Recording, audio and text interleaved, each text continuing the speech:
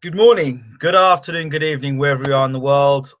Welcome to Bayloric Worldwide Television. And we're back talking boxing. Big fight. Frampton versus Leo Santa Cruz. And Mikey Garcia versus Dejan Zlatican. Well, I hope that's his name, because I guess a lot of people are messing up his name tonight. And I hope I haven't messed his name up. But anyway, welcome to the room. For those of you who are new to the show, if you haven't subscribed already, please subscribe to the show. First and foremost, I think I got three things right tonight. First of all, I got to bed, I got some sleep, and then I got up for the big fights. Something I don't usually do, stay up all night and then do these post-fight shows. So I'm on the ball tonight, and I am alert and really good to go. So let's give a shout to the people in the room before we go any further. Let's get these shout outs going. So welcome you all to the room first. Let's turn the volume up in here because the volume's kind of going down. I don't want the volume so low. Right, that's better. Get our volume up. Right, so let's give people a shout out in the room. Mikey, Charlie Cutting, Damien, Hassim, Charlie, Mikey, DJ Slicks, at Modern Broadcast. So give you all a shout out because I think the room's going to get busy real quickly. So give you all a shout out. What's going on with my sound effects? Good. Give him a round of applause, people. Oh, hey, they're not clapping. Come on, give him a round of applause. Oh, stop giving a round of applauses. Okay, never mind. Well, there you go. I gave you all a. Never mind. Okay, now let's get into things. Let's first talk about Mikey Garcia's fight against Dejan Zlatican. If you remember my pre-fight prediction, I said this fight was a fight for Mikey Garcia to lose, and again a fight for Dejan Zlatican to win. I said the tactics, and I think my tactics were spot on for the fight. I said Mikey Garcia needs to stay on the outside, use his long left jab, and get that right hand down the pipe. I said the best punch for Mikey Garcia in this fight would have been the uppercut and the left hook. And you saw what happened in the fight. A brutal finish for Mikey Garcia, throwing the uppercut and the left hook. I also said the way to beat Dejan Zlatican is to not allow him to land the left hand. He didn't land the left hand, and you saw what happened. Mikey Garcia was brutal in his finish, and I don't think Turbo. I don't think Turbo, Terry Flanagan wants any part of that. I think that Linares will give Garcia a good fight because Linares has got movement. He's quite sharp with his punches. I expect also Linares to do a number and collar, but that's another time for another night. We're here tonight about Mikey Garcia. What a performance to come back from being out of the ring for so long. And I was very highly critical of that anorexic guy that he fought in his comeback fight. But what a performance he put on. He destroyed Dejan Zlatican. It kind of tells you about levels as well. This is the same guy that dropped Ricky Burns within the first 30 seconds. I've never rated Ricky Burns as a boxer. Never rated him as a boxer. But for pure heart and guts, man, he's got that in bundles. But Mikey Garcia is a real force in the lightweight division. I do still question the ticker when he gets real tough in there, when people can absorb his shots and really start to close him down. We saw that in the Salido fight. Until somebody is able to take those shots, and they'll have to take a heck of a lot of good shots, and he can box as well. But Mikey Garcia is definitely a force in the lightweight division. Could you imagine him being in the ring with Anthony Crolla? No, you don't want to see that. So all I'm saying is that I wouldn't want to see that. So and I'm happy to see Dejan Zlatican. He got knocked out, and I was really concerned about Dejan Zlatican. I mean, we all love our knockout highlights and knockout of the year, but we also, and that possibly could be knockout of the year. But, you know, of course, you got to pay attention to that guy that was on the canvas, and he was there for a long while. And I was saying to myself, you know, Mikey Garcia is a big puncher, but I wonder how big a puncher he is. And then he lays that guy out flat. So the guy can punch. And it doesn't help as well. Zlatan going straight forward as he does. I said the uppercut was key for against Zlatan because he doesn't look when he's coming forward. I said for Zlatan, he'd have to throw his punches when Garcia was throwing his punches and throw in between, which he's very good at. But Garcia never gave him the ability to do that because he was hitting him with hard combinations and he was shooting, he was moving, he was slipping from side to side, which is really good, and hitting with crisp, hard punches. From the very first round, when Garcia got to center ring with Zlatan, he hit him with a straight right hand. Bang! He said, right, hold that. If you're going to come in, you're going to have to take this. And every time Zlatan came in, you get hit with hard, sharp, straight right hands right down the pipe as you do against a southpaw.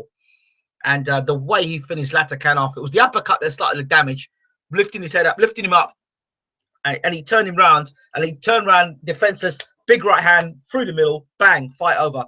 Fantastic fight for Mikey Garcia, and I'm just excited. That's when I see boxing. That's what I want to see. I want to see if a guy is not in the same class as you. I want to see you obliterate a guy.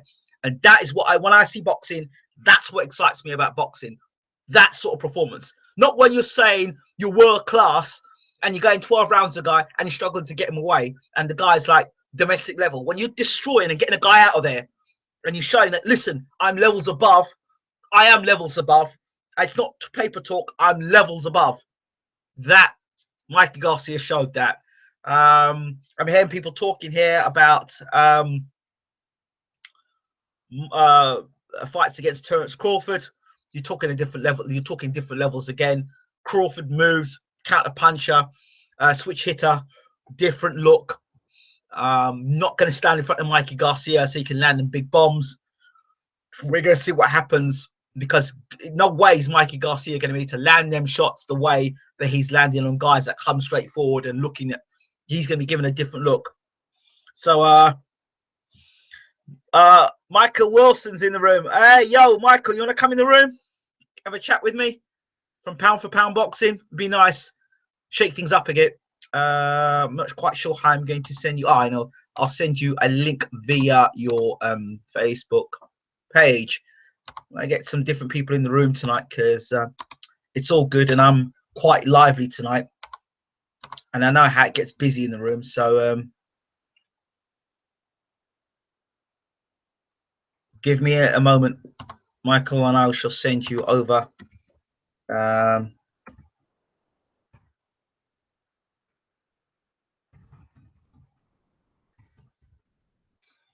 Oh, gosh.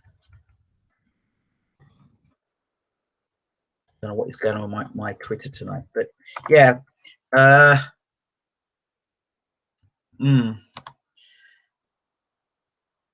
Okay, guys, give me a second. I'm just waiting to get Michael in the room as well.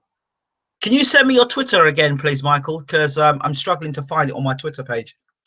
And I don't know why that is. Hold on. Let me get it here. Hold on. I've got it now. My apologies. Hold on a second. It's Brother JR. That's what it is.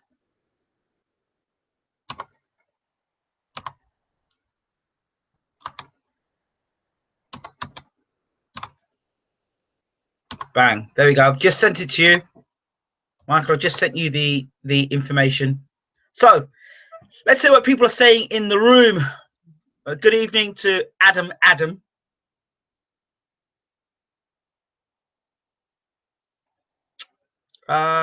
Let's see what we're saying. People are saying in the room. Evening, Charlie. Evening, Damien. No sleep tonight, then, Ingram. No, I got plenty of sleep. I'm going to talk about the Santa Cruz fight in a second. DJ Slicks, of course. Modern Broadcast. Mikey, good to see you in the room. We'll talk about Dejan Zlatan. We'll talk about Mikey Garcia.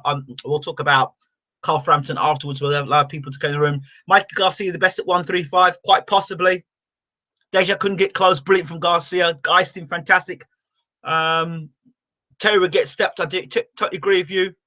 Is that DJ Slick said I had flashbacks of Khan Canelo when I saw Dejan laid out like that by Garcia. Mikey beats them all at 135. Easy work. Flanagan and Crawler don't want any of work of that. I agree. They don't want any of that. Ricky Burns is poor. Nurse beats him. Ingram telling you now, mate. Oh, yeah. Of course Ricky Burns is poor. Burns is on death row at 140. Well, I don't know about he's on death row. I mean, he's a tough guy. Tough cookie. Ndogo may stop Burns. Yeah, he probably will do. Ndogo will ruin Burns. Charlie Loggett inside 5. Okay. I was relieved when Zatikan got out. I was too. Trust me. I want Garcia to clean the division. You may want Garcia to clean the division, but as you know, there are other champions that may not want to get cleaned up in that process. Is Garcia versus Crawford at 140 a step too far? Not really. I don't think so. I think Garcia carries weight well. We'll see. Yeah, I was thinking that maybe a step. I was thinking that that's what Charlie Cutting saying. Maybe worth the value. Be a great fight. Garcia versus Lomachenko in a year or two would be amazing. It would be. But again, you're looking at guys that are movers that can box. Different look to what you got tonight with Zlatican, who doesn't have great boxing ability, but does have knockout power. And I have to say, Garcia took that left hand away from Zlatican. So that's a great performance from him. Hope he lays that Terry Flanagan. His voice is annoying, the way he speaks. Okay. Garcia will knock Terry into next week, says Mikey. Michael Wilson says, what's up, Ingram? That Mikey Garcia KO was spectacularly destroyed, Dejan. That's what you need to do. I want to see Garcia fight Jorge Linares. So do I. Dan Rafael picked Zlatican because he had not Montenegrin heritage. He goes, Michael says, give me a few seconds to check up, no problems. Garcia versus Linares, great fight.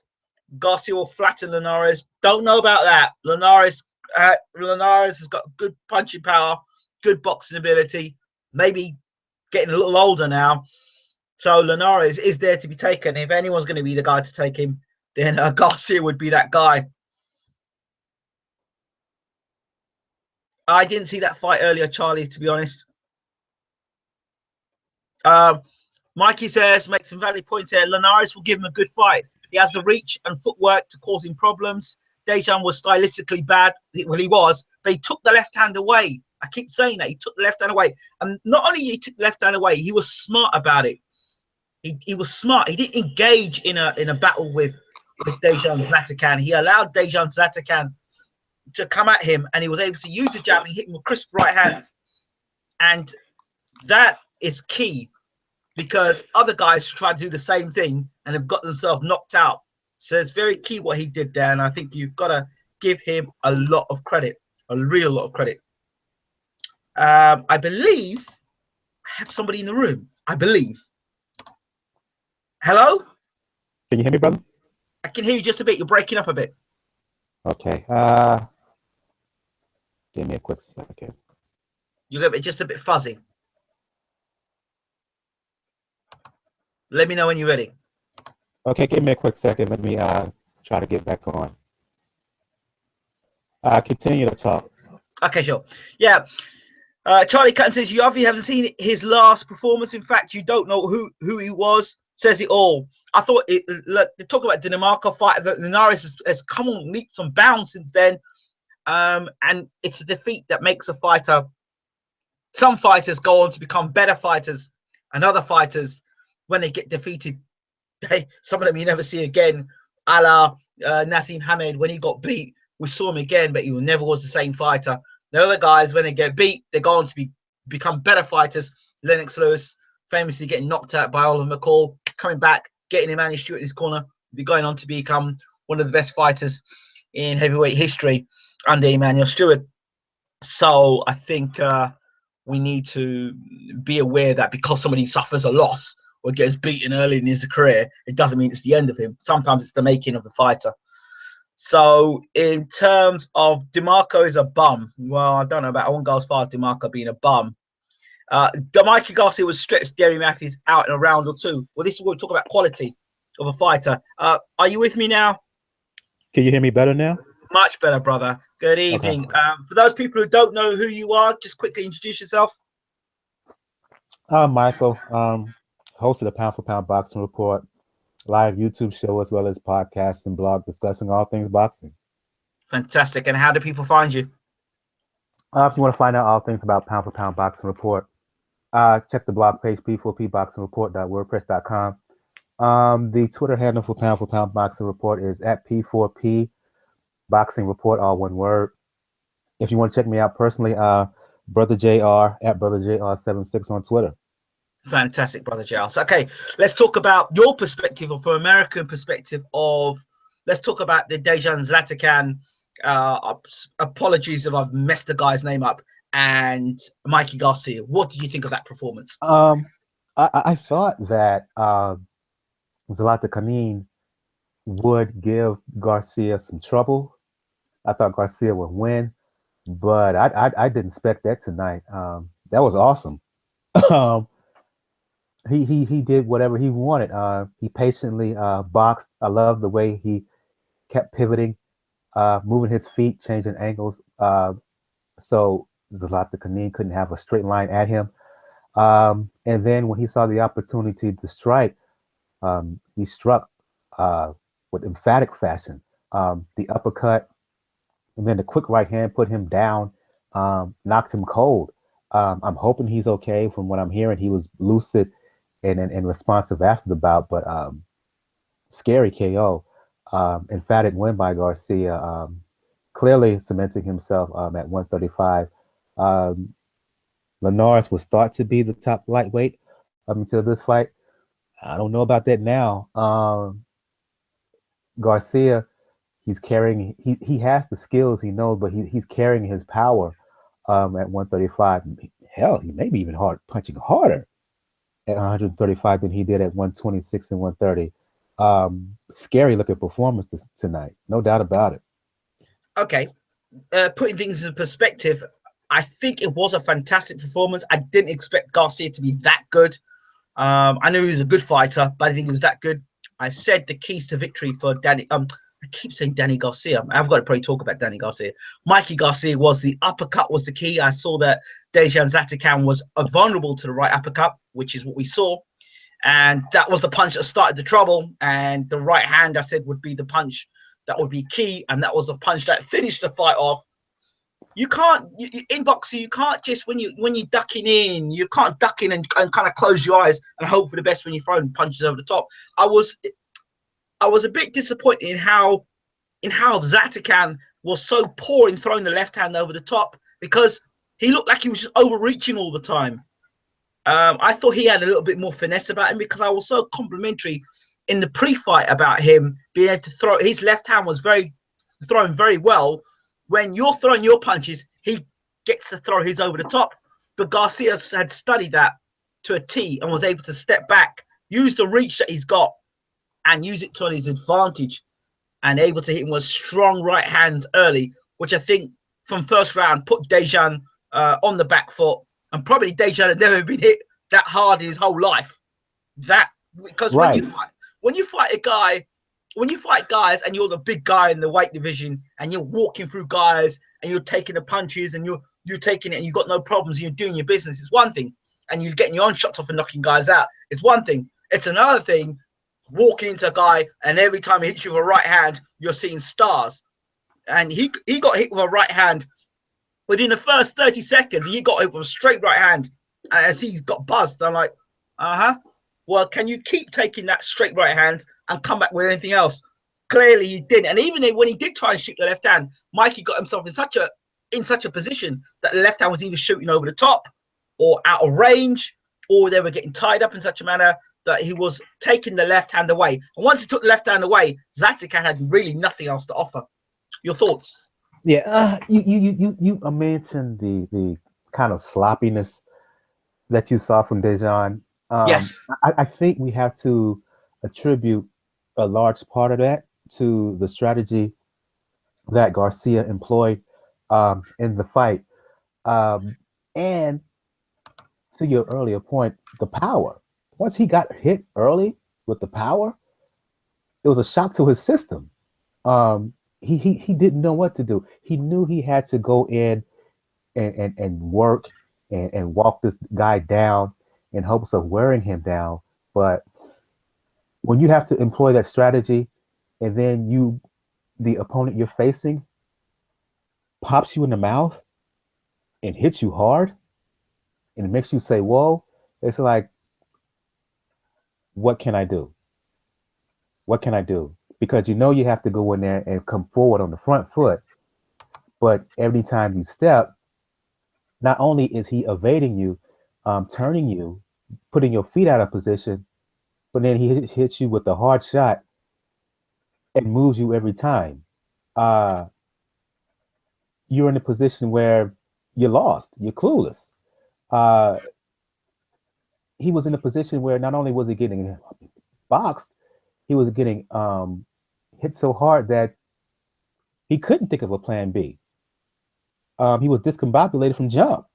And I think we have to put that on Garcia and what he did in there, as much as what Dejan and how unorthodox and how sloppy he looked in there tonight.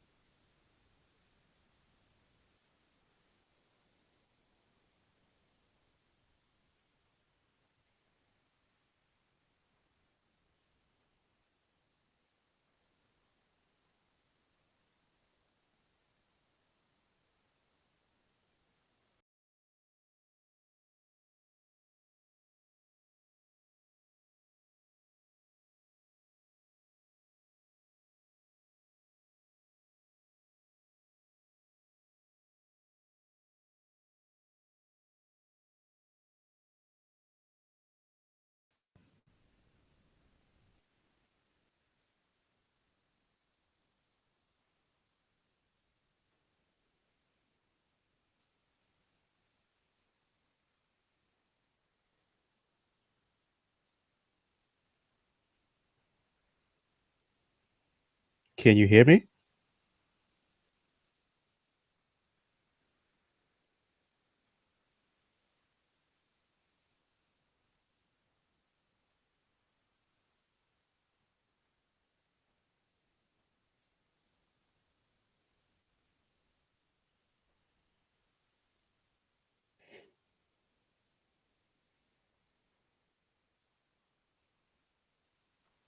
Can you hear me, Ingram?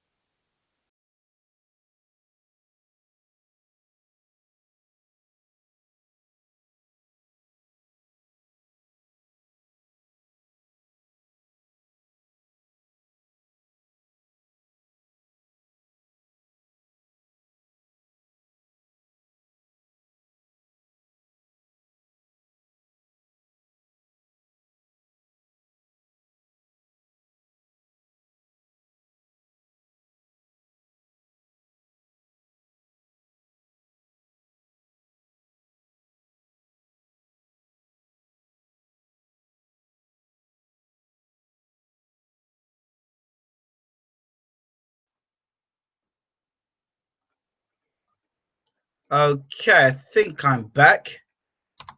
Well, it's like power shortage here in Ireland. It's yeah, I think I'm back. I think I'm back. Let's check and see what's going on here.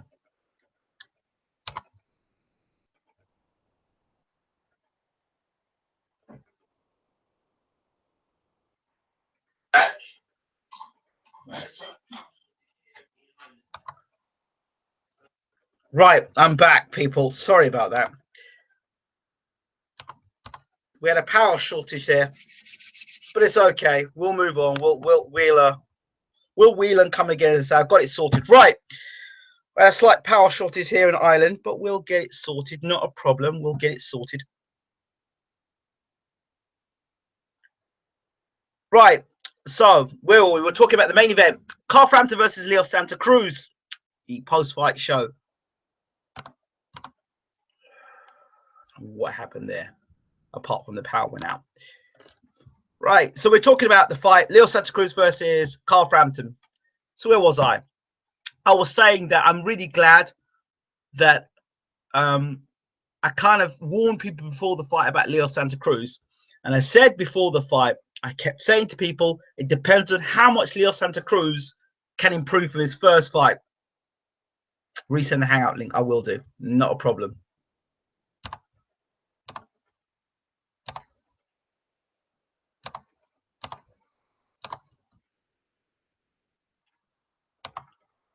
You know I'm going to have to do this one again in the an afternoon show of this, right?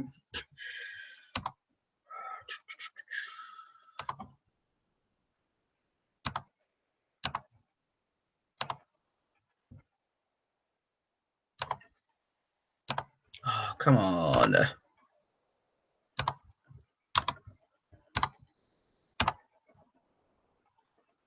Just wait for Michael to come back in the room again. Okay. So I said beforehand, it all depended on how much Leo Santa Cruz could improve from the first fight. Had a lot of stuff that Leo Santa Cruz was one-dimensional. You know, he can only come forward in straight lines and he can't do anything different. And I said, if Frampton's team are preparing, if Frampton's team are preparing to meet the Santa Cruz they met the first time round, then their tactics will blow up in their face. And we saw that in the rematch.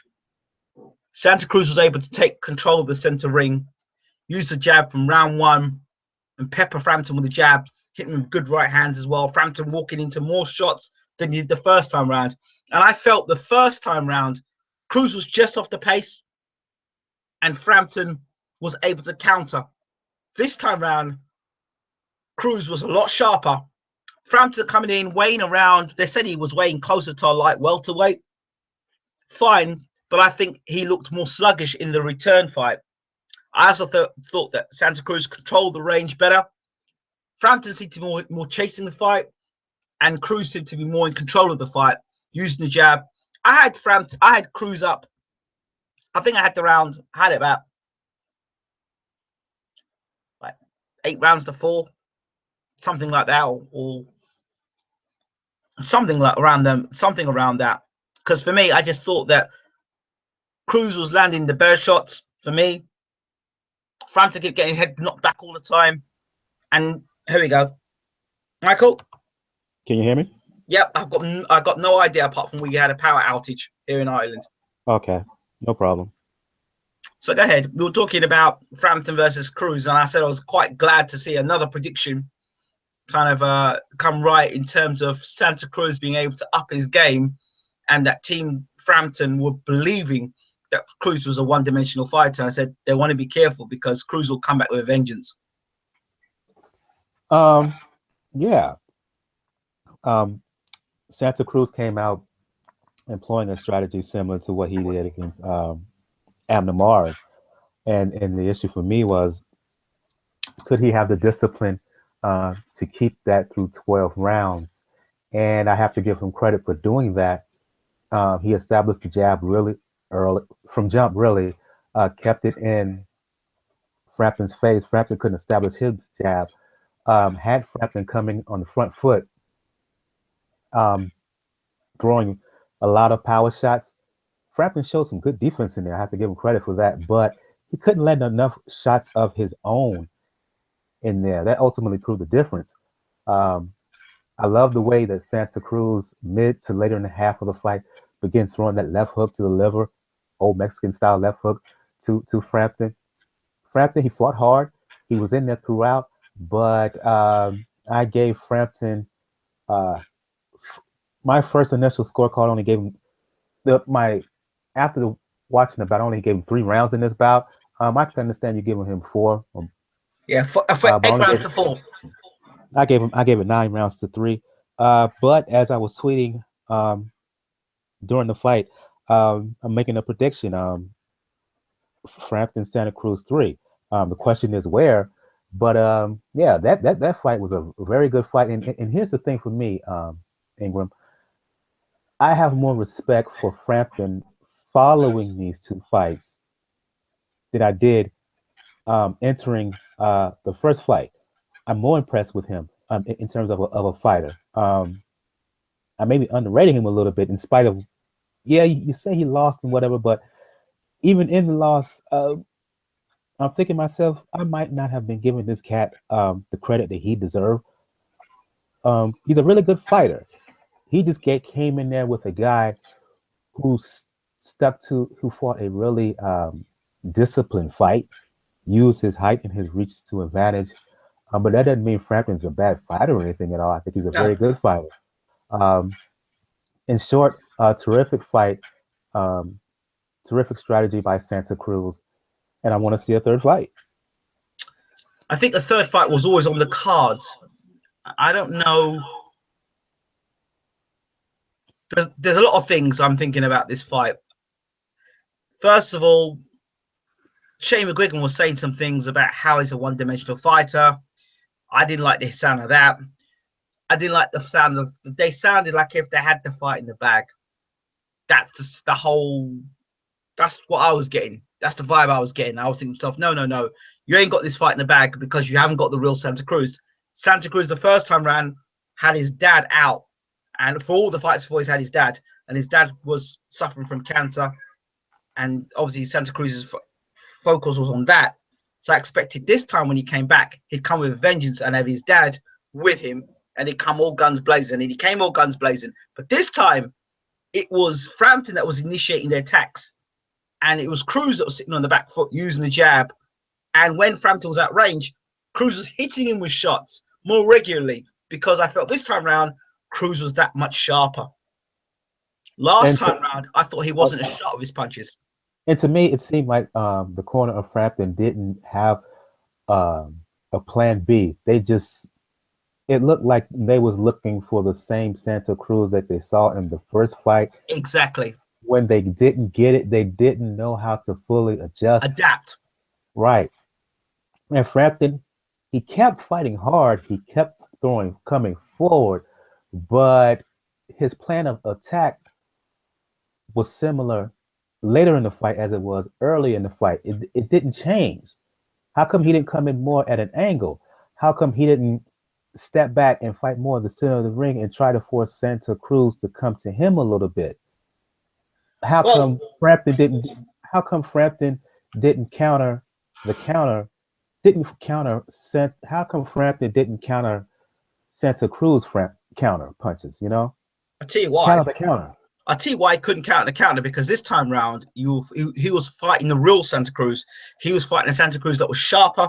He was fighting a Santa Cruz who had his mind 100% in the game, and that is a different proposition. When you come in the ring with a mentality, I've beaten you already, I know that you're a one-dimensional fighter, and you keep hearing he's a one-dimensional fighter, and you believe that getting in the ring, you believe I'm going to do the same thing all over again, and from round one you're getting your head jabbed off, you're getting beaten to the punch. That is a different scenario altogether. And I remember a commentator once saying it's very difficult to prepare for a war when you're in one. And I felt that the war that Frampton was expecting and the war that he got was 2 different situations. And at no point in time were they made to adjust. And if anything, in this fight, it was Frampton that looked the one-dimensional fighter, Right. not Santa Cruz. Which is why I was asking, how come he didn't? How come he basically came straight down the middle? How come he didn't attack at an angle? How come he didn't use side-to-side movement? How come he didn't counter the counter? How come he couldn't find a way to establish his jab in there?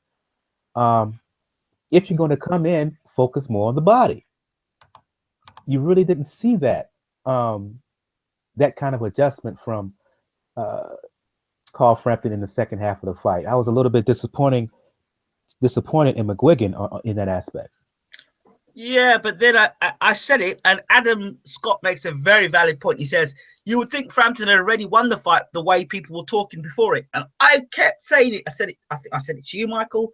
I said it to Bo. I said it to anybody who'd listen. He'd go back and listen to my pre-fight. I said, if Santa Cruz did this fight is key for Santa Cruz.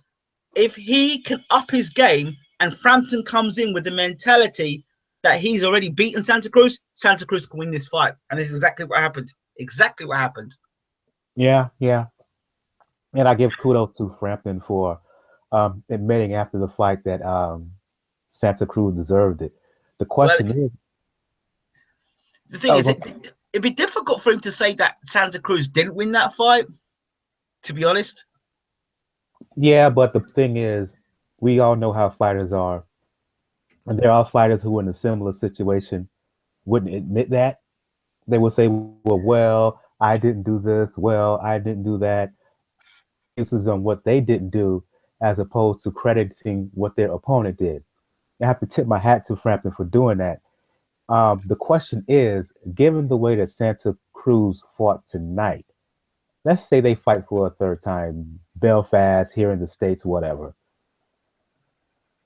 Can Frampton adjust? If he can, what do you think he can do to solve that puzzle that we saw in there tonight? Watching what I saw from Santa Cruz, I'm not sure. I'm not sure if Frampton can do much anything different. I don't. Frampton looks now the one-dimensional guy. I think he does struggle with guys that are taller than himself and look long range. I'd said that in the Hernandez fight, and that's why I thought Cruz would win the fight the first time round. I really thought Cruz was going to win the fight the first time round, and I was surprised that he didn't win the first time round. And then the second time round, I wasn't surprised that he won this fight now, and I expect Cruz to go 2-1 up when they fight in Belfast. To be honest with you, I really do. I don't see Frampton being able to make many changes. He's not going to get that much taller. He's not going to get taller. That's the first thing. I was also puzzled as to why he decided to come in and weigh in over 13 pounds over the featherweight limit. I was puzzled by that because that means he was weighing around a light welterweight. What was his in the ring weight the first time? I can't remember. I don't know, but they're saying tonight he was 13 pounds over, so he was closer around to a light welterweight, which 5 foot what? He's 5'3", 5'4". That's not good. I'm not surprised. Given how fighters in general put on weight today, because remember, fighters they go to make weight. They don't fight at really their most natural, comfortable weight. They always paring down. So if you're talking 15 pounds or more, I would be alarmed, cause to pause. But 13, that's right close to the border. I'm not surprised at that. You see, but I am, because I think you want to fight because you can rehydrate. That doesn't mean that you allow your body to go above your optimum fighting weight. Was Frampton fighting his optimum fighting weight on the night? Did that allow him to get the best? You know, when you move up in weight and you don't fight your optimum weight, you don't have optimum speed. That means you don't get out of the way of punches in the same way. That means you don't have the same speed, crispness on your punches. So you notice how the first fight they fought, he was able to rock and hurt Santa Cruz on a number of occasions. The second fight, how many times did he rock Santa Cruz? I will have to find out his in the ring weight for the first fight. Yeah, we'll have to look at that. Yeah. But I thought there's some of the instructions that Shane McGuigan was coming out with. I was a bit puzzled because he's talking about bouncing around on his toes and I just didn't get it. I didn't understand. At no point, again, this is another world title fight where I've seen a trainer in the corner have no urgency in the corner. I've seen Shane McGuigan do it. I've seen Gallagher do it. I've seen John David Jackson do it. All in key stages of fights. I've seen Adam Booth do it. Where in key stage of fights where a fighter's losing, there's no urgency. There's no Emmanuel Stewart. There's no Lou Duva. There's no Angelo Dundee. Sorry, Angelo Dundee. You're blowing it, son. Or where Lennox Lewis was fighting Mike Tyson, and Emmanuel Stewart's come on, take it to him. You Well, none of that. Where's that? Part of that has to do with the personality of the trainer. You mentioned John David Jackson. You have to remember he has a calm, cool demeanor, personality wise, and you have to remember, even as a fighter, he necessarily wasn't the most aggressive guy. He was a slickster. Mm-hmm. I think the way he fought as a professional, that's just an indicator of him as a person and how he is as a trainer. He wasn't demonstrative as a fighter. He wasn't a guy who would go out of his way to toot his own horn and talk shit about other guys and all this stuff. That's just part and parcel. John David Jackson, the fighter, that's just part and parcel of who he is as a man, as a person, and as a trainer. Now, when it comes to Booth or McGuigan, I don't know as much about their personalities because I'm over here in the States. I don't have as much access to them. But in terms of David Jackson specifically, I just think it's just that. You think so? Just a lack of urgency in the championship rounds, a lack of urgency, a lack of, come on, you're losing this fight. I mean, I saw him say to Frampton in one of the rounds where he actually, one of the rounds he actually won, he went and told Frampton he was losing.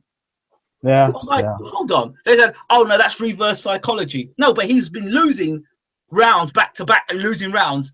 And you're not saying anything about him losing rounds. You're telling him he's winning those rounds. Yeah. And the fight and the round he actually won, you tell him he's lost. Right. That didn't work out either. I previously given McGuigan a lot of credit for what he did as a trainer, particularly last year. But tonight, in terms of what he did in the actual fight, the instruction he was giving his fighter, the temperament that he was displaying towards his fighter, it wasn't his best night. He was off, no doubt about it. Do you think maybe that they were a bit complacent, or they got a bit too confident and believed their own hype?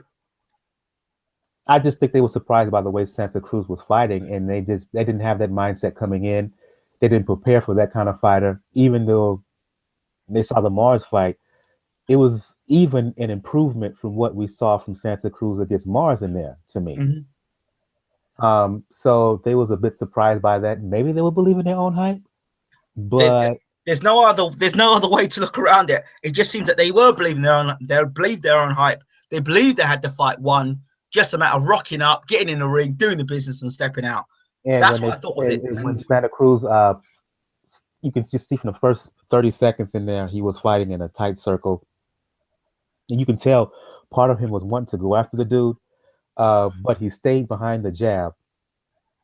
And when he did that the first 2-3 rounds, again, there seemed to be no plan B, no alternative. I was going to say alternative facts, but there seemed to be no alternative strategy here. Okay, let's hear. Pixel Hero says, I think a lot of people were ignoring Santa Cruz's performance against Mares, where he boxed at range against a smaller man, very effectively, me included. Says Pixel Hero. I didn't ignore it. I just didn't think under that situation, trying to get revenge, if you will, could he stick to it for 12 rounds? Okay.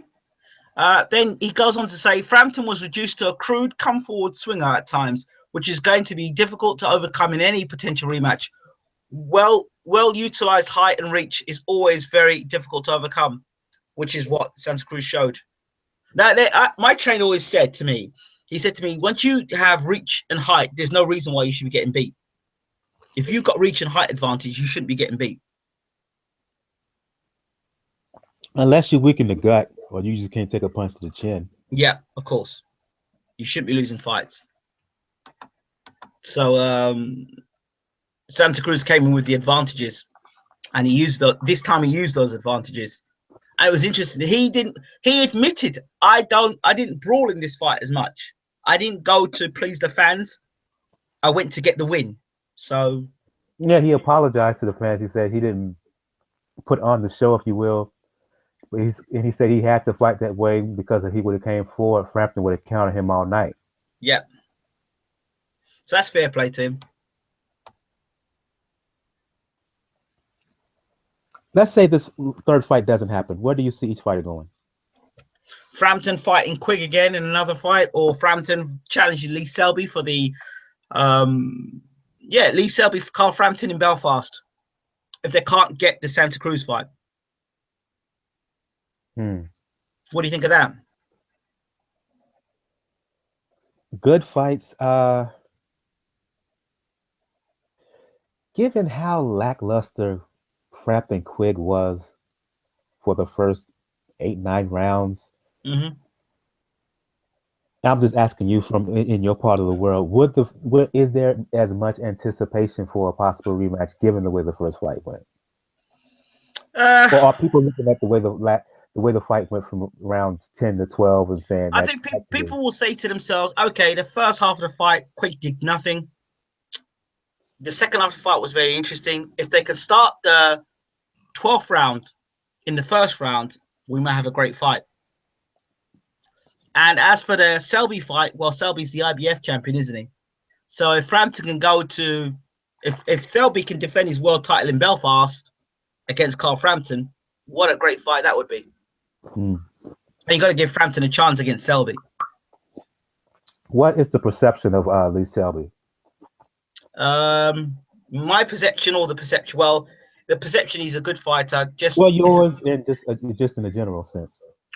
I think he's a good fighter, but he's a flawed fighter. I think his skill set is way overrated, and I think that he is vulnerable to left hooks, and he pulls straight back from punches. And I don't like fighters that pull back from straight back from punches. And as you saw against the Hunter fight, where I thought Hunter was, if Eric Hunter was a disciplined fighter, he would have knocked Lee Selby out. So that's at that level that you saw right there, Lee Selby struggled with the guy because he kept pulling straight back from punches, and of course that's how he got knocked down. And I think it's only a matter of time before somebody levels him, because you can't keep pulling straight back from punches with your chin in the air. You can't keep fighting in close, throwing uppercuts and leaving your chin in the air. Eventually somebody's going to take it off of your shoulders, and somebody's going to do it. And I've been talking about this over and over again about Lee Selby. He's only a matter of time. Keep saying he's got a good chin. You remember Michael Nunn used to do the same nonsense as well. And I love Michael Nunn, and he was doing great till he got caught by James Toney. It was an overhand right. Tony was behind the fight, 11 rounds.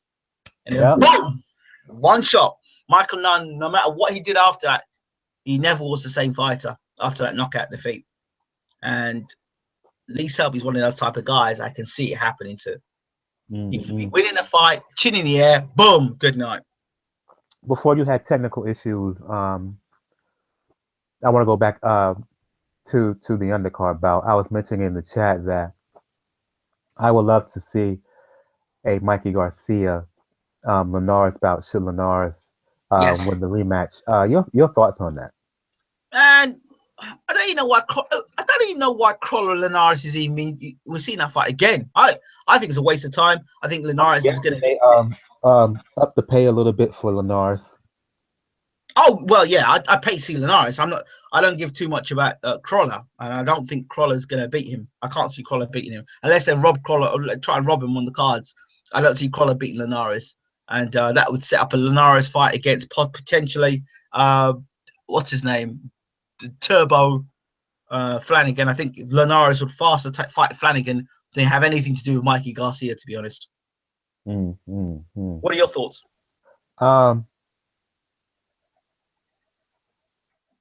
I wonder, let's see, The difference is the power. The difference is the power of Yeah. Garcia. Yeah. The skill level is even. If not, Yes. Linares is a little bit better skill level because of his tremendous hand speed.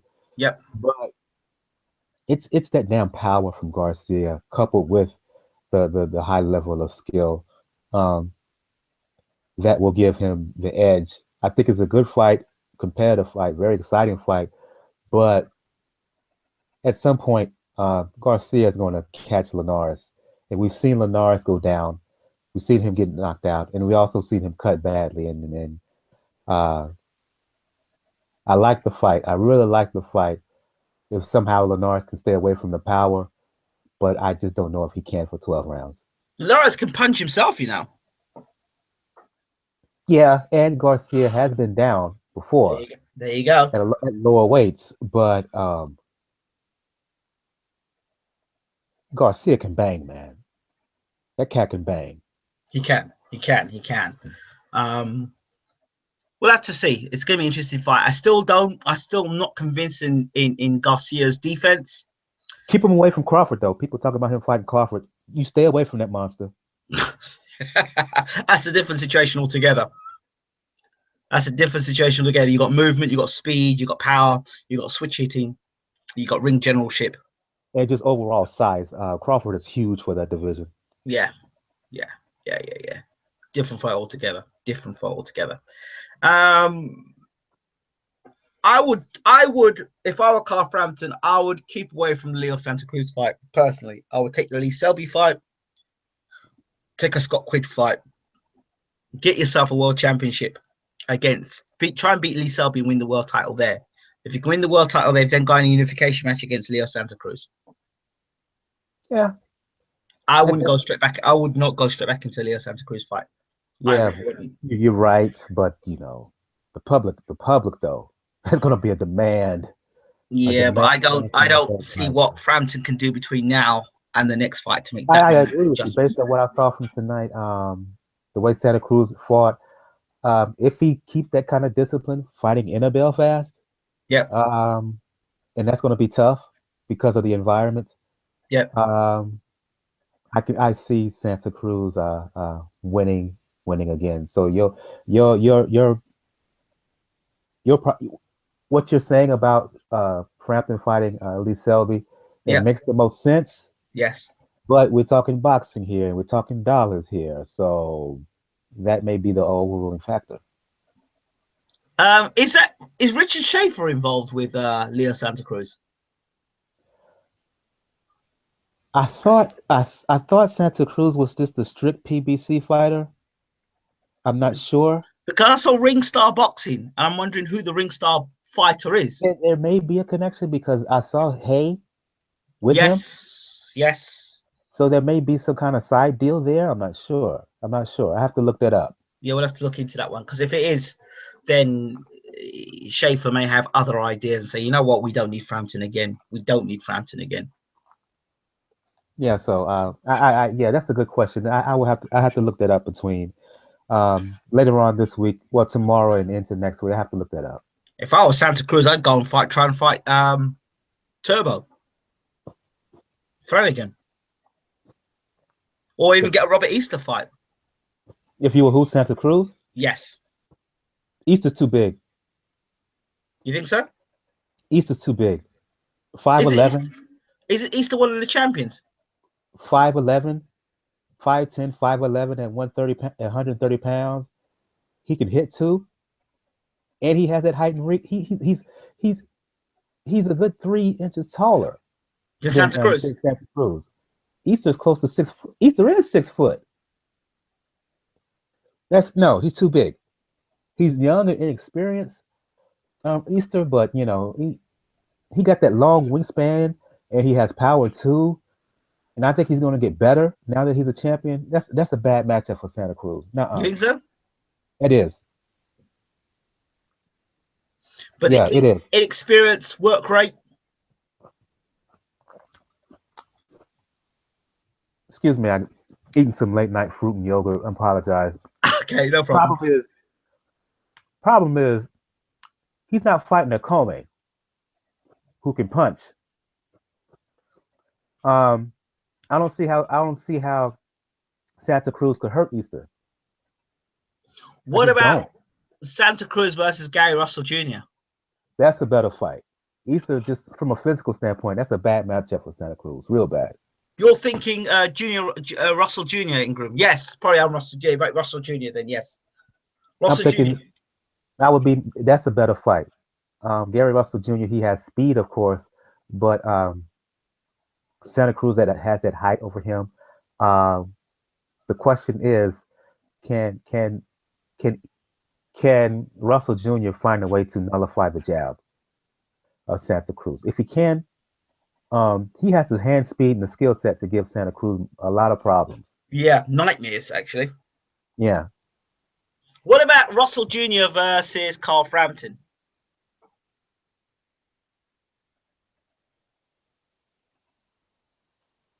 That could be problems for Frampton. It really could. It really, really could. I mean, it really, really could. Frampton is good. I like him as a fighter. I think he's better than I originally thought. But again, styles mix fights. That hand speed, man. That hand speed. And if he can move, see, all Russell Jr. would have to do is establish the jab and box. You saw how much problems he had getting to Santa Cruz tonight. Russell Jr. is shorter, of course, yes. But imagine he's twice as fast as Santa Cruz. Twice as fast. He has Meldrew Taylor speed, man. Or Roy Jones speed, I would say. Yeah, except minus the power, but still. That's trouble. And then there's the whole situation there of Rigondeaux. Oh, I mean, look, he There you go, quiet there. Frampton avoided him, Quigg avoided him, and whoever else, Santa Cruz avoided him all at 122. I mean, look, you wouldn't fight him then. There's no hell way he'd fight him now. No.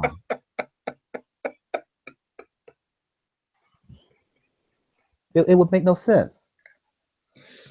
So how do you get Rigondeaux into the mix then? How did I get how do you get him into the mix? You've got to manage Rigondeaux. How do you get him into the mix? Okay, he just has to get in the ring. Active Rigondeaux. You know, as much as I think he's being ducked, as much as I like him as a fighter, he's wasting time sitting on the shelf. Getting older. Popping off on Twitter. I mean, let's face it. He's 36 now. Yeah. He looked 50. He always looked 50 though, didn't he? You know, you know. So, and you don't know about the official record, so he may be 40. So he just has to get in the ring, get active, let folks see him. I don't care if it's in England, on a Frank Warren show, or whoever, or Matchroom. I don't care, where he can get on the television network in the UK, or get him on Showtime or possibly PBC. He just has to fight, period. Fight more than once a year. Charlie Cutting's asking about Oscar Valdez. The problem with Oscar Valdez is that he's promoted by Arum. Arum is tied to HBO. All these other fights that's happening in 126 are PBC related, Showtime related. Too many contractual issues there. I don't see Arum taking him over to Showtime. So that's just the deal with him. Oscar Valdez is a very good fighter. I think he's improving. He can compete with a lot at 126, no doubt about it. But it's just a match. It's just an issue of television contracts and politics, as Lennox Lewis would say. Yeah, politics. Back to Rigondeaux. I don't know if it's me, but the amount of pictures I've seen of Rigondeaux recent times, he looks either he's completely spaced, doesn't got a clue what's going on, or looks completely miserable. I see very few photos of him smiling. Is it me, or is just the photographs have just been put in front of me? He beat the shit out of Rigo and didn't smile. He beat the shit out of Nonito Donaire and didn't smile once. So tell me I'm lying. He beat the shit out of it. And did he smile once? No, he didn't smile once. No. See, that's just him.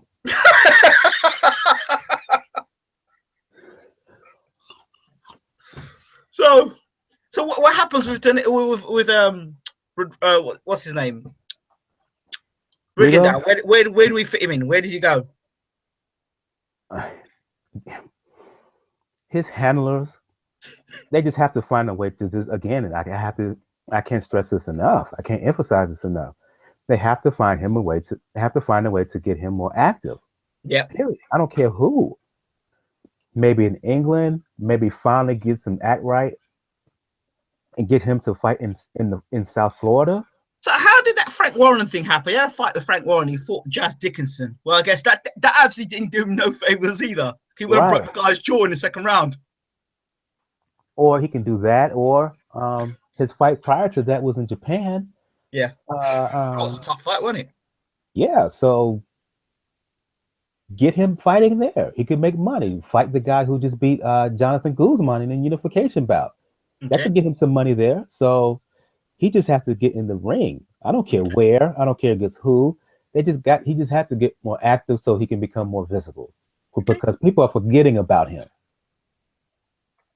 Okay, so let's close this off. Frampton, I think, should take a fight with Selby. That would be, I think that would be a good move. I think he should avoid the Leo Santa Cruz fight for now. In terms of Shane McGuigan as a trainer, was he too quickly promoted, or was it just a bad night for him?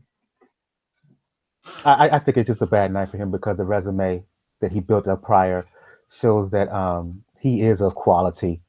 I just think that in this fight, they may have been a little bit overconfident, may have not fully respected Santa Cruz ability to adjust in there in the ring. But in terms of McGuigan as a trainer, I think he's a good trainer. But it happens in boxing. Fighters can have off nights. Trainers can have off nights as well, and I think that's just what's the case with him. How about the fact that there's something I'm spotting in McGuigan's style? Hay does it. We don't see much of Hay yet, but I'm sure in a longer fight we'll see it.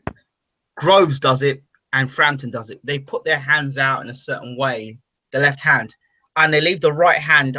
They seem to be vulnerable to the right hand over the top. What are your thoughts on that? I think that when I look at these fighters, Roy Jones used to do kind of a similar thing. Yes. He would hold a left hand, not necessarily down at his side or his waist. Yeah. But he would kind of hold it out almost at a 45-degree angle. Yeah. Kind of surveying the scene, kind of find his opponent. Rangefinder. Keep the right hand up at a certain position. So when a fighter comes to him, the left hand is at a position where they could counter with the left hand, or they could hit him with the right hand, or hit him with a check hook. Yeah. I look at what they're doing, and it seems to me that that McGuigan may have been greatly influenced by that. He saw something there in Roy Jones, and he was thinking if he could do it, I could maybe kind of employ that strategy in my fighters and kind of get a similar effect. The problem is those fighters are not Roy Jones. They're not, and the thing is that you saw that you see that, and that's another reason why I think Frampton was losing the fight as well, because he was getting caught with the right hand over the top all the time because of that style. And you can't do that because Frampton is so much shorter, not just in height but in arm length. Yeah, exactly. So you try that tonight. You try that against the Santa Cruz. It's just not going to work. But I can see he's got longer arms than you. I can see it with Hay because he has long arms for a heavyweight, even though he's average height. And I can see it in Groves as well because he's kind of tall and he has good length for a super middleweight. So. I forgot to mention that Rigondeaux. Thank you, Charlie, for this. He's going to be fighting against Flores on the co-main event for that great super fight between Cocteau and Kirkland that everyone can't wait to see. And here's I'm saying it right now. Fuentes, I think, was the #1 contender. Don't be surprised if Fuentes beats him. Why? Fuentes is a good fighter. If you've Okay. seen him on tape, he's a good fighter. Okay. And plus with Rigo, he hasn't been fighting for. He has fought once a year, basically for the last 3-4 years, maybe. Okay. And at his age, you never know. It was sizeless. As great a Yeah. shape Rigo keeps himself in, from what I understand, he's still a smoker. He smokes cigarettes. He's a G. Yeah. So But hold on. Doesn't Mayorga smoke 40 a day, didn't he? and that didn't necessarily help with him either. So. And what about the other guy? The guy that McCulloch fought? Zaragoza. He was a chain smoker. Zaragoza was a bit of an alien. He was, wasn't he? He was a bit of an alien in that regard. So from I could be wrong, but I've been told he still smokes cigarettes. So but yeah, the combination of inactivity and age, that could play in this against a Fuentes. Okay. I've seen him. His fights are on YouTube. He can fight. So I wouldn't be just shocked. Rigo should win, but I just wouldn't be shocked if Fuentes get a decision here. Tony G says that McGuigan messed up Frampton's confidence in round 8 or 9. That's quite interesting because I thought Frampton was behind the 8 ball, and then he got around what I thought he won and got himself back into the fight. And then when he sat down in the corner, he's told he's lost the round. So that couldn't have done him any favors. Yeah, what he should have done is observe what Frampton did to win. I want to say it was round 8, and kind of piggyback on what he did and say, you know what you did in that round, do more of that, improve on that, But he didn't. Like I said, an off night. Tony G says Shane McGuigan's clueless. He's not clueless. He just didn't fully respect Santa Cruz and what he could do. That's true. I think maybe the old again complacency. I think maybe they're not complacency, overconfidence, or maybe that's all Shane McGuigan can do as a trainer. We'll have to see. Yeah, I'm just saying that. Look, it could not be it doesn't necessarily have to be an either or. There's space here for multiple things to coexist. Of course.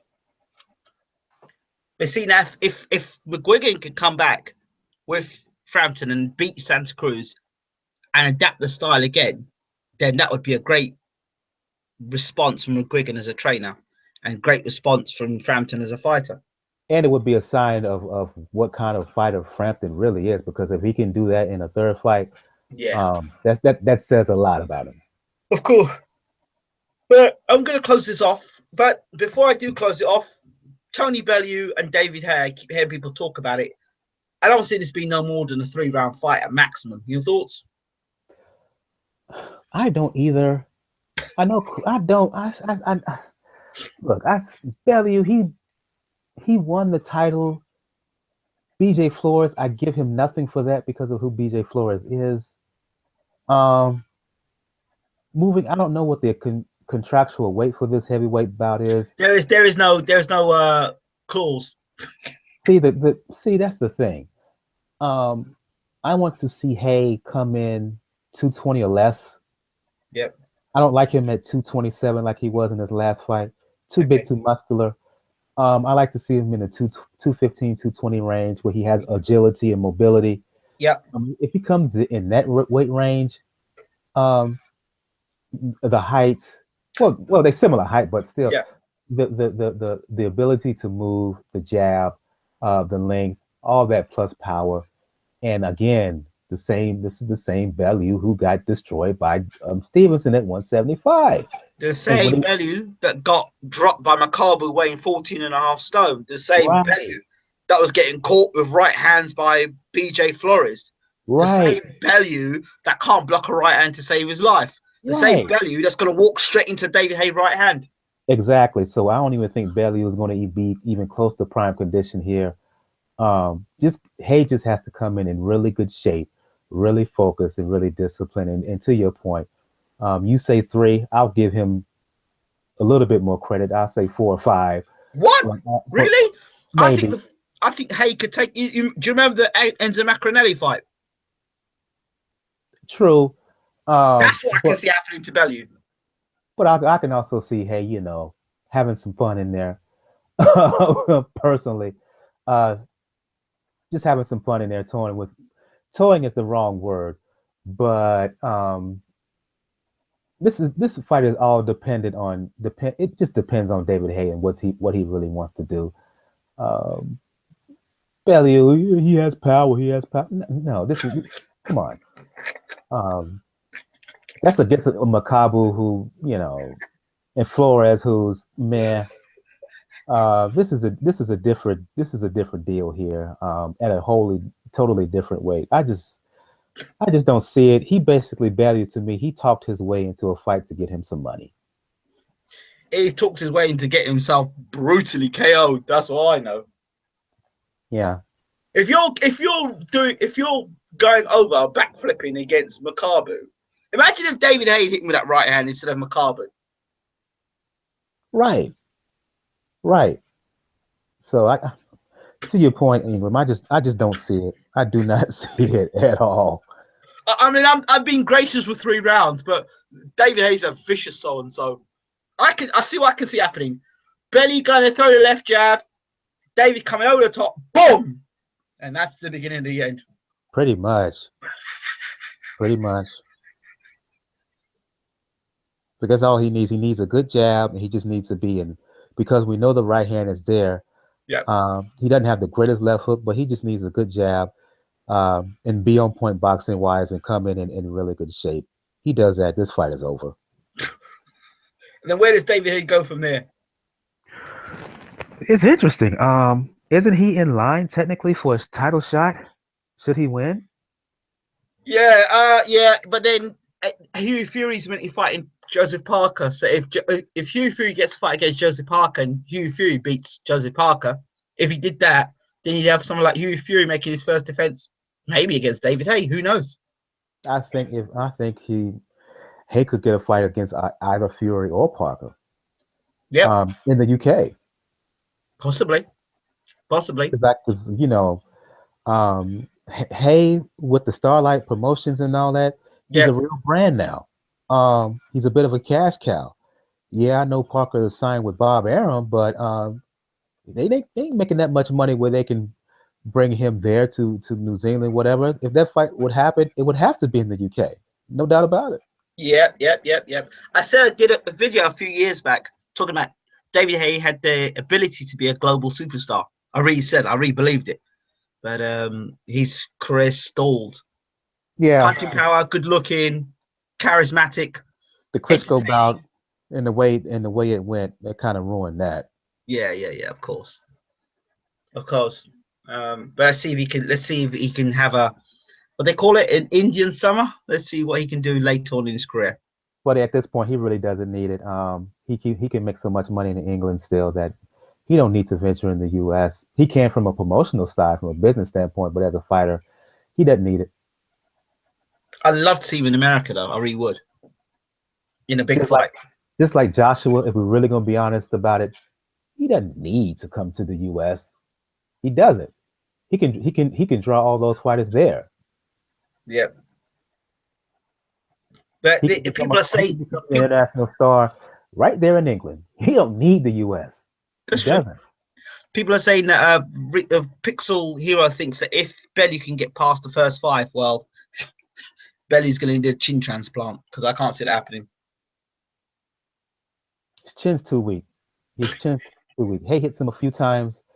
You could be seriously, and you could see a repeat what we saw from Garcia and Zlatan Kanin tonight. That's a massive if, because I tell you, when that right hand lands, I mean, look at when the left hand landed against Stevens. I thought he broke his jaw. Right. Jesus. He just doesn't have the beard. He just doesn't. And he's not going to be in great shape for that fight. I don't care what anyone says. He's never He's never fought that weight before. I mean, as a pro. So you should give me a fat guy. And he's going to be even slow. He's slower foot and hand anyway. And that right hand takes an hour before it lands. What's the other cruiserweight champion, who the one who just won the belt? It's going to be Usyk. He has a better chance against Hay. Yeah, Usyk. Hay wouldn't go anywhere near that fight, so forget it. Hay's smart. He didn't go anywhere near that fight. Yeah, he will stand a much better chance against Hay than Bellew is. That's why Hay wouldn't take that fight. Yeah, that's true. But I think Michael Hook could beat Bellew, to be honest. Probably so. Probably Marius Breedis would destroy Bellew. But yeah, let's just face it. Bellew, he got the belt, but he's using that as just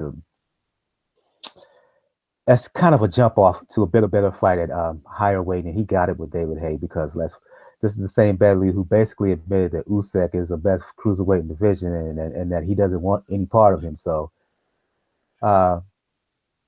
this is just a catalyst for bigger, better things, and he got it with the Hay fight. We know what's going to happen. He'll go up to a heavyweight. He'll get starched. He said, "Well, I'm not a heavyweight. I did to be great. I'm going to go back down to cruiserweight, and I'll defend my title at cruiserweight." And he'll get smashed. He'll end up like how Brook is at the moment. Brook moved up to be great against Golovkin, got smashed. Moving that down to welterweight, Day's got to face a guy that he tried to avoid in the first place and still have to face him. Bellew's got a similar situation. His mandatory was Breedis. He's moving up now in a fight that I don't know why he's fighting a heavyweight in what they call a fantasy matchup. And I don't know who thinks this is a great matchup, but anyway. So Bellew goes up, moves up to heavyweight, gets smashed, moves back down to cruiserweight, and will he be able to move down to cruiserweight, or will he continue campaigning as heavyweight? That's for a one-shot deal. Yeah, he can move back down. Yeah, well, Eddie Hearn said that if he beat Hay, he'd fight Anthony Joshua. Stop it. Stop it. Just, damn it, Hearn, just stop it. That's all I got to say. Just stop it. Pinocchio strikes again. Tony Bellew, Anthony Joshua. That's an alternative fact that would make Kellyanne Conway proud. Just stop it.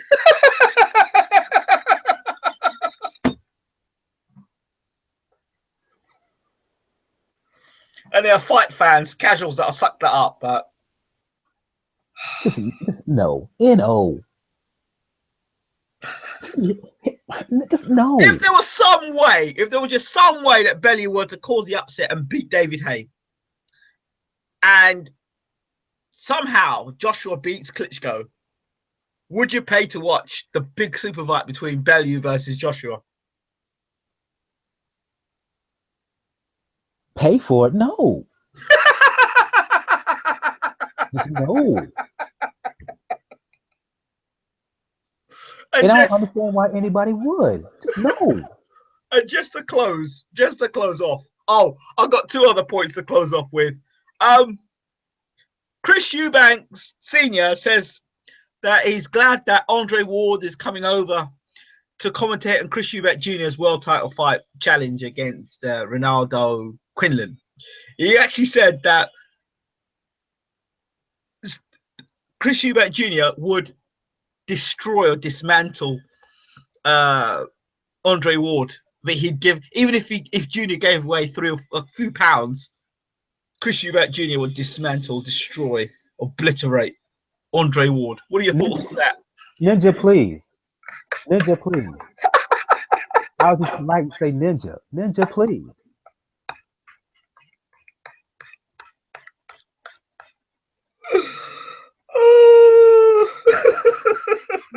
Again, he needs to stop it as well. And I'm a fan of Eubank Jr. And I'm not necessarily mad at what they're trying to do from the business standpoint. Yes. But him thinking he can go up and destroy Ward, Ninja, please.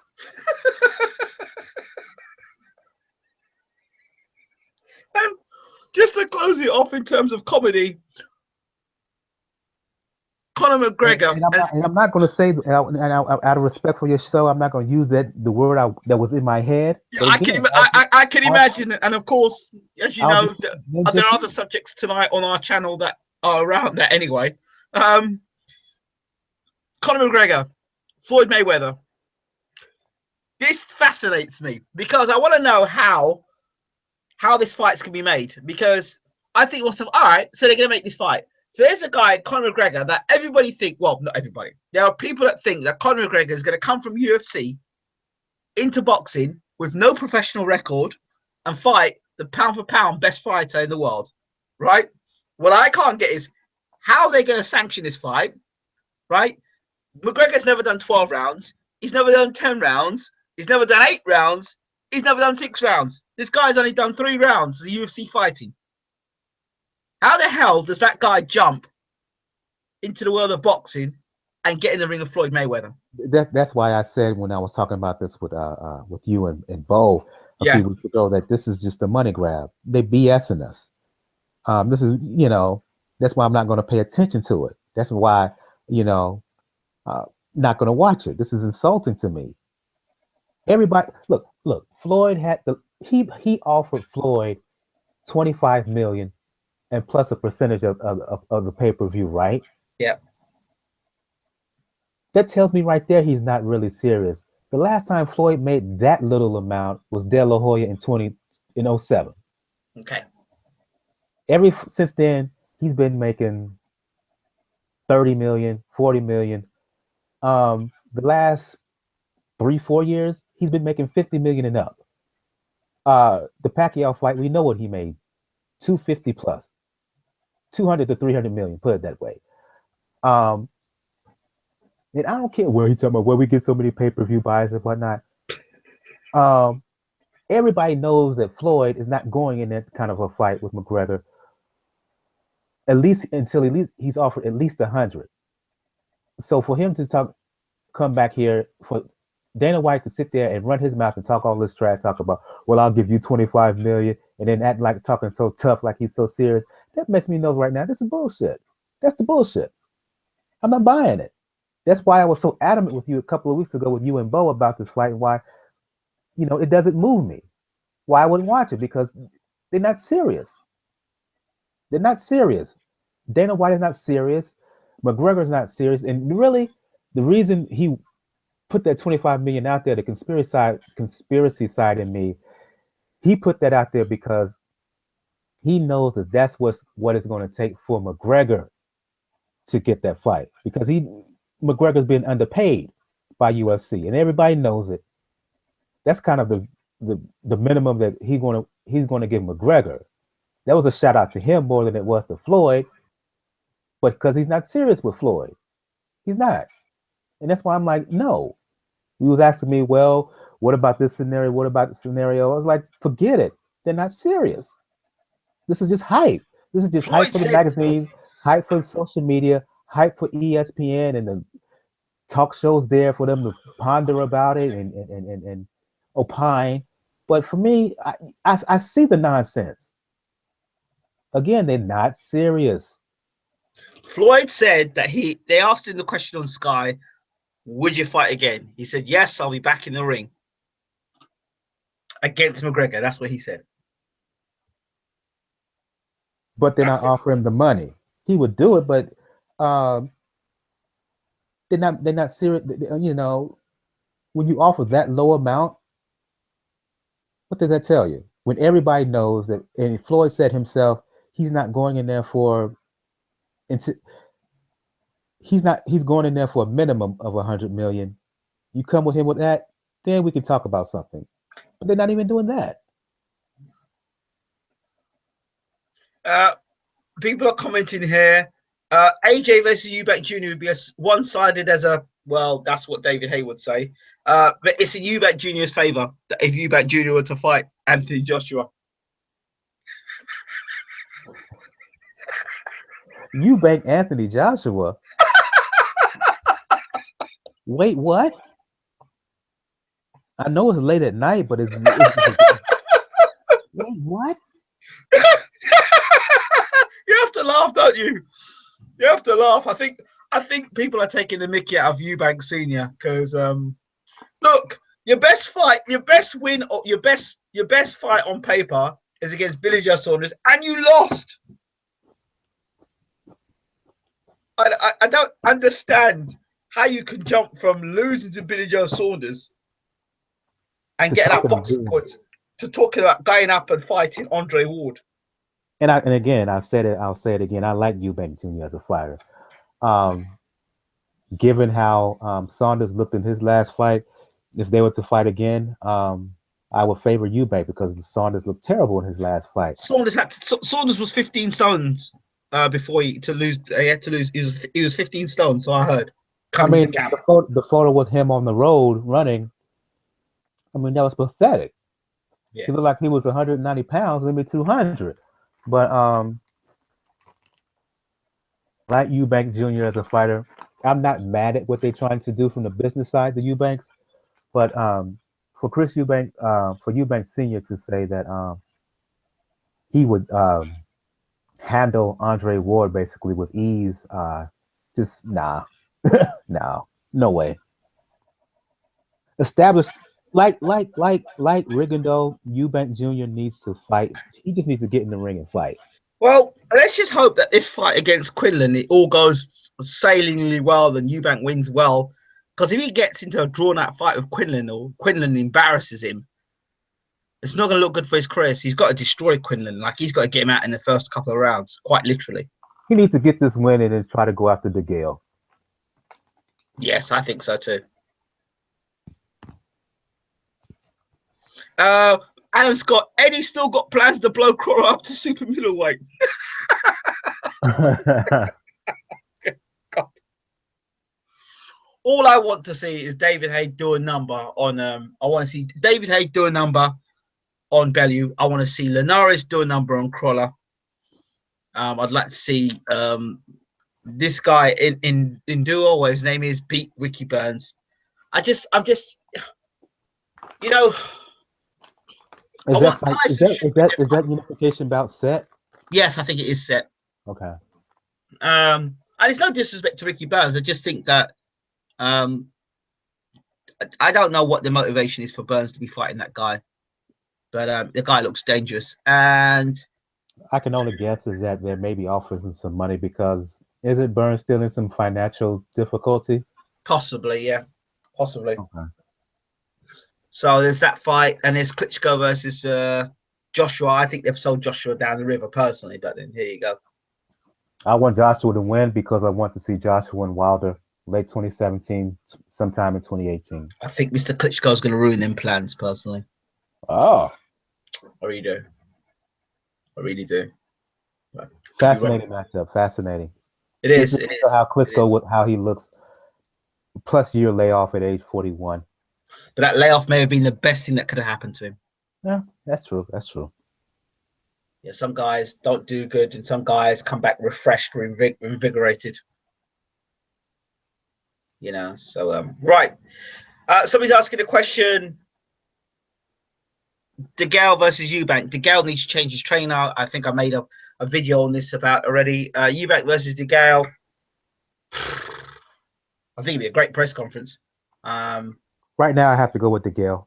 I would do too. Yeah. He needs to fight Billy Joe again. Eubanks are taking the piss now, going too far. Well, yeah. Let's see how they do. Right, I'm wrapping up. I want to thank my man, Michael Wilson, aka Mr. Pound for Pound. If you can just tell people once more time where to find you.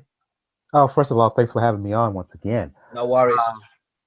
Again, Pound for Pound Boxing Report, YouTube show, usually live every Thursday, 9 p.m. Eastern Standard Time here in the U.S., as well as a blog, as well as a podcast and blog.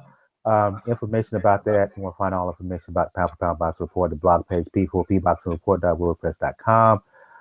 If you look to the right of the blog page, you will find links to where to find us, all our pages, our Twitter handle, which is P4P Boxing Report, as well as links where to listen to us all over, because we're on SoundCloud, iTunes, Player FM, Google Play Music, Stitcher Radio. We're just about everywhere. If you want to look me up personally, and talk boxing or music or still talking all kinds of mess about that Orange Cretin that's now in the White House. Brother JR on Twitter at Brother JR76. Brother JR, thank you so much, and thank you for just staying up to watch this. And lastly, I one thing I forgot to mention, I'm also a kind of part-time contributor to Ring News 24, which is based out of Wales. Oh, of course. Shout out to Ring News 24. Boom, boom. Look forward to doing some work with them in 2017 for sure. Stay on the line for me, Michael. I'm going to end the show now. Thank you for watching. Don't forget to rate and subscribe. This has been Baylor Equal Wide Television Boxing Feature. We're out.